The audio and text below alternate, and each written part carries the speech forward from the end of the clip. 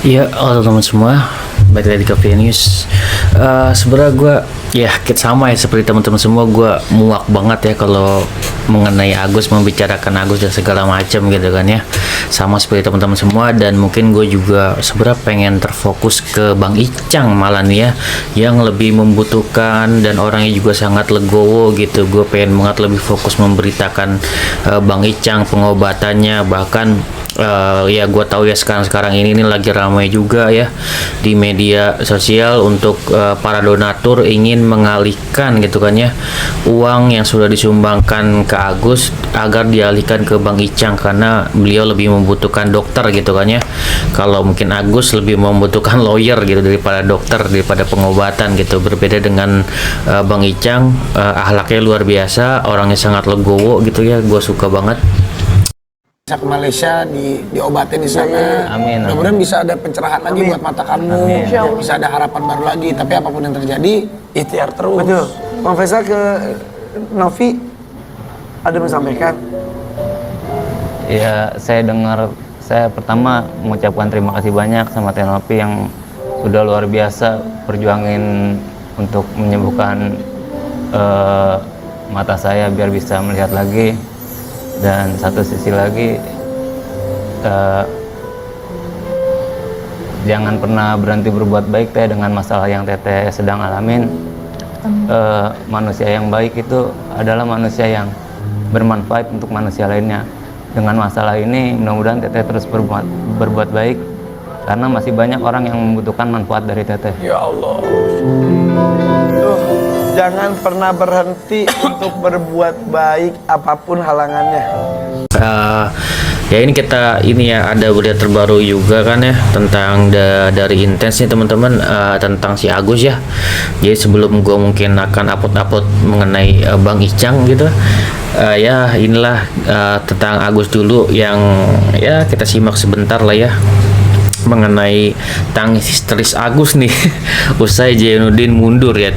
Kan gue udah upload juga mengenai Bang Jainuddin yang di TikTok ya, itu mungkin teman-teman yang belum lihat silahkan lihat. Itu beliau langsung interaksi, langsung berbicara mengenai laporan Agus yang sangat lemah gitu ya, langsung berbicara bersama Teh Novi gitu. Dan ya di sini posisinya juga untuk Bang Jainuddin nggak bisa beralih ke Teh Novi juga ya, tetap ada di tengah-tengah lah gitu ya, dan masih support Agus lah gitu ya. Di sini tangis histeris Agus usai Jainuddin mundur jadi pengacaranya ya. Tentunya kita sangat tahu ya, sangat lebay banget lah nangis-nangis segala macam untuk Agus gitu ya. Dan tentunya teman-teman sudah nggak respect lagi, bahkan mungkin sudah antipati gitu ya sama kayak gua gitu. Jadi kita lihat dulu videonya.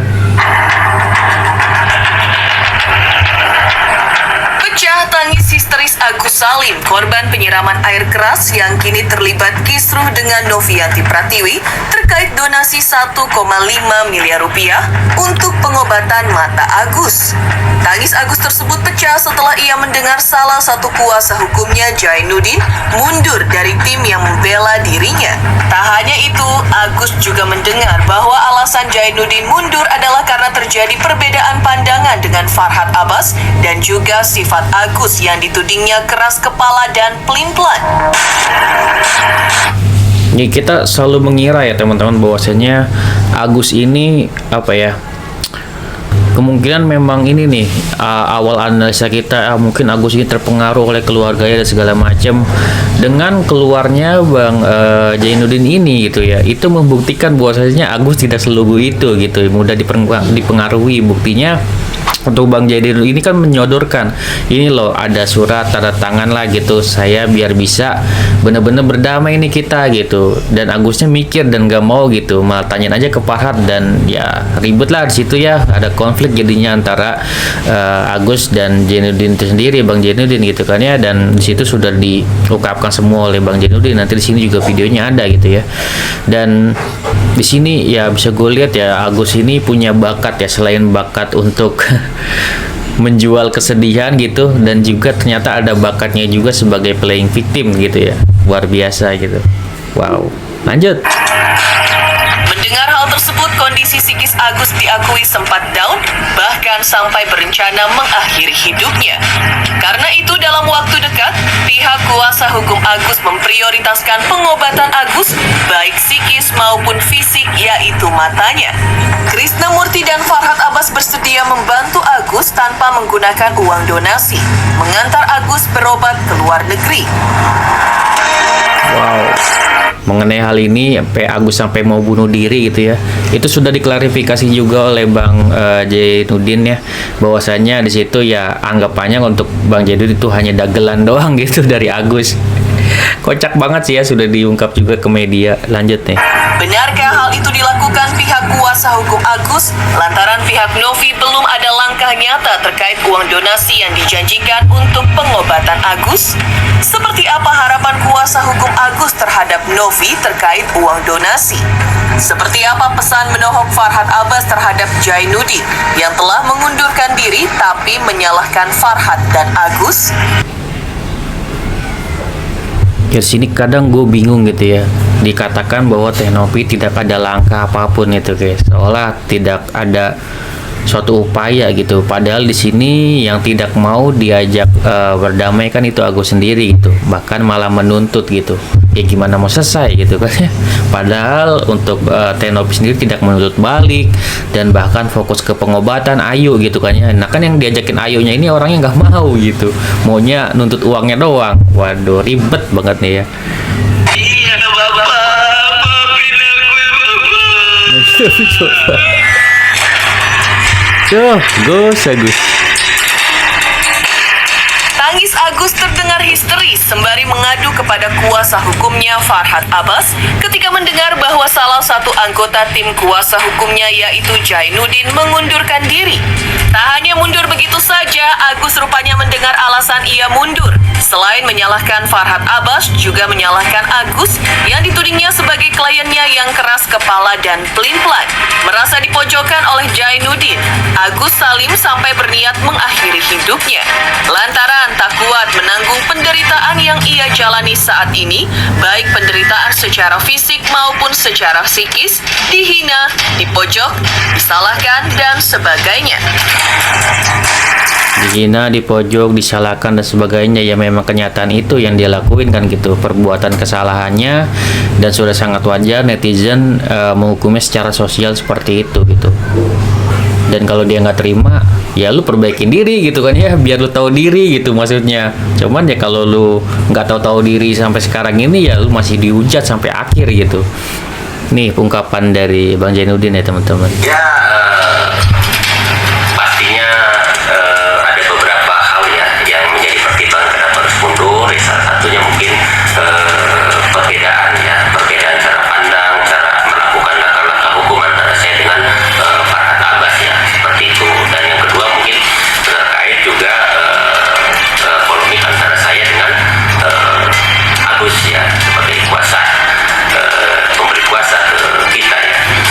Ya, terkait perbedaan dengan Farhad Abbas ini memang itu sudah terjadi sejak awal ya. Pada saat dia membuat laporan di Polda itu memang saya pribadi kurang sependapat ya, karena menghargai beliau, jadi tetap saya ikutin gitu. Karena yang saya minta sejak awal itu harusnya dilakukan somasi lebih dulu gitu sebelum melakukan pelaporan. Jadi Benar tuh. terkait Agus ini ya kan awalnya dia minta dimediasi dengan Bank LBR gitu, coba upayakan itu kan, dan sudah oke, dan saya mencoba meminta agar saya memiliki legal standing dan memberikan kuasa pribadi seperti itu gitu, jadi mewakili dia gitu untuk bermediasi dengan pihaknya Teh Novi gitu. Namun sebelumnya dia udah oke, udah minta tolong Pak Jai biar ini selesai, biar cepat, saya pengen ini semua beres, katanya saya nggak mau perpanjangan di ranah hukum. Tapi esokan harinya dia berbeda kan. Gitu. Alasannya kenapa itu kalau berbeda? Ya, saya nggak mengerti. Justru bahasa-bahasanya kan seolah menyerang saya, mencurigai saya, dan itu maksudnya nuduh abang menyerang.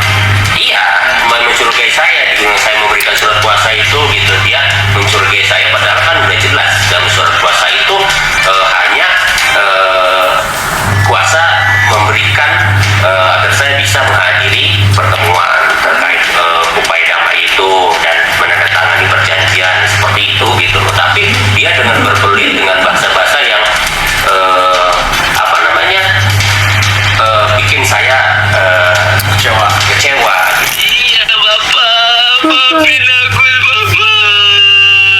Acting bagus. Tenang Agus, sabar, tegar terus Agus ya. Drama mulu drama. Dan Agus yang jahat. Zainuddin yang jahat. Zainuddin yang jahat, dia mempermalukan Agus. Itu Agus udah hancur, Bapak. Dihancurin lagi sama orang-orang kayak gitu. Iya, dia jahat sama kamu Gus. Tenang aja, nanti Gus, Allah yang Gus. balas. Agus tenang aja ya. Nanti sore Agus ketemu saya dan Krisna, dan Agus utarakan semua, panggil semua saudaranya. Apa motivasi dia ngerekam-rekam mempermalukan dan mengadu domba itu ya. Pengacara kayak gitu yang menghajar klien itu nggak laku lagi ya Gus. Tenang aja. Situ yang nggak laku Farhat. Bapak, nanti makin runyam lagi hidup kita. Makin runyam katanya. Halo? Ya Bapak, aku udah lelah. Aku pengen bunuh diri aja ini Bapak. Jangan. Nanti kita bisa laporkan dia ke kode Dewan Etik Pengacara dan bisa kita pecat dia jadi pengacara. Tenang aja. Itu bagus semuanya hancur. Udah, coba jangan.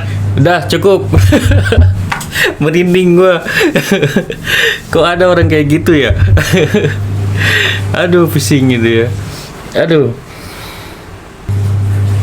Kalau dibilang Agus pinter ya pinter teman-teman. Jadi Agus itu nggak sebodoh itu gitu. Tadinya gue juga sama mungkin seperti teman-teman semua berpikir, wah nih Agus dipengaruhi nih oleh keluarganya, oleh Wawa, oleh keluarga istrinya, semuanya gitu kan ya. Bahkan orang Aceh pun juga menganggapnya seperti itu. Wah, Agus ini cuman dipengaruhi Pak, nggak seperti itu. Pada kenyataannya enggak teman-teman gitu kan ya. Ini pembuktiannya dari Bang Zainuddin sendiri gitu. Dia konflik dengan Agus. Agus nggak mau diajak berdamai kan kayak gitu. Omongannya beda lagi kan kayak gitu. Tadi ngomongnya besok hari ini mau berdamai, besok-besok udah ganti lagi gitu. Tetap mau nuntut gitu kan ya. Udah tadi Bang Zainuddin juga sudah jelasin, ini beda pandangan dari awal dengan Farhat Abbas. Harusnya memang prosedurnya adalah membuat somasi terdahulu gitu, membuat somasi ke Tenopi, gunanya ya untuk tabayun juga gitu kan, untuk mengkonfirmasi, bukan langsung menuntut. Nah ini kesalahannya Farhat Abbas, langsung nuntut aja kan kayak gitu. Itu sudah beda jalur di situ, namun dia ya diam aja ngikutin kan kayak gitu untuk menghargai Farhat Abbas.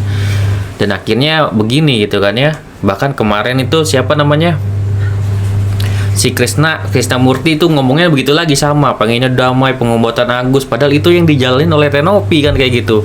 Ini pengennya bener-bener lurus aja untuk pengobatan, tapi kan mereka kan nggak berpikir ke situ gitu, nggak berpikir berdamai, ngomongnya damai-damai tapi menuntut kan kayak gitu kan, kocak gitu kan ya. Padahal uang udah disiapin untuk berobat dan segala macam. Ini netizen udah gedek semua, bahkan gue sendiri nih dengar yang namanya tangisan Agus segala macam gini, gue anggap drama semuanya. Gue udah apatis, udah apatis banget gue ini melihat si Agus ini kelakuannya gitu. Ya gue anggap dia ini bukan orang bodoh dan orang yang nurut-nurut aja gitu. Kalau dia nurut-nurut aja ya dia ikutin nih apa kata Zainuddin, pengen berobat, ayo gitu kan ya, ayo kita berdamai dengan Tenopi, uangnya udah ada tinggal pakai kan kayak gitu. Namun kan di sini dia kekeh gitu, kekeh apa, uangnya ini dia berargumen ini uangnya uang dia gitu. Makanya kemarin gue juga kan upload ya dari kepolisian, dari Irjen Pol Ricky ya, itu sudah sangat jelas menjadi edukasi buat teman-teman semua gitu ya. Kan di situ beliau juga netral gitu. Dan di situ semuanya dari netizen, baik yang mendukung Agus, baik yang mendukung Tenopi, semuanya bisa menerima gitu pemikiran dari beliau karena beliau netral gitu. Dan situ kita sudah bisa ambil kesimpulan bahwasanya memang di sini Agus bersalah karena dari pernyataan dari Pak Irjen itu di situ sudah sangat jelas kesalahan dari Agus ini gitu. Dan berharapnya harusnya Agus berterima kasih ke Tenopi, itu ungkapan dari Pak Irjen Pol Ricky tersebut kan kayak gitu ya. Dan di sini beliau hanya menitik beratkan atau kesalahan Tenopi cuma satu hal, yaitu tidak ada hitam di atas putih sebelum melakukan donasi tersebut gitu. Ya gue ngerti gitu, ngertinya apa di sini kan sudah dijelaskan juga oleh Tenopi, bahkan ya beliau sebenarnya tulus-tulus aja gitu. Bahkan di Sebelumnya gue juga sudah mengupload juga tentang yang namanya klarifikasi dari Tenopi mengenai rekening dan juga awal mula dia minta bantuan ke Densu gitu. Itu sudah gue upload di video sebelumnya. Di situ Tenopi sudah menjelaskan memang awalnya itu beliau naruh rekening Agus juga memang di YouTube-nya juga gitu, dengan alasan bahwasanya Agus ini meminta gitu karena urgensi untuk ongkos dan segala macam itu yang namanya dimaklumi gitu oleh Tenopi gitu. Kemudian sudah besar nih ke Densu gitu kan ya. Densu sudah konfirmasi nih ke Tenopi, nanti dicantumin ya untuk rekening yayasan, oke gitu. Tiba-tiba gitu pas besok-besoknya dilihat itu di deskripsinya yang dicantumin ada rekening Agus gitu.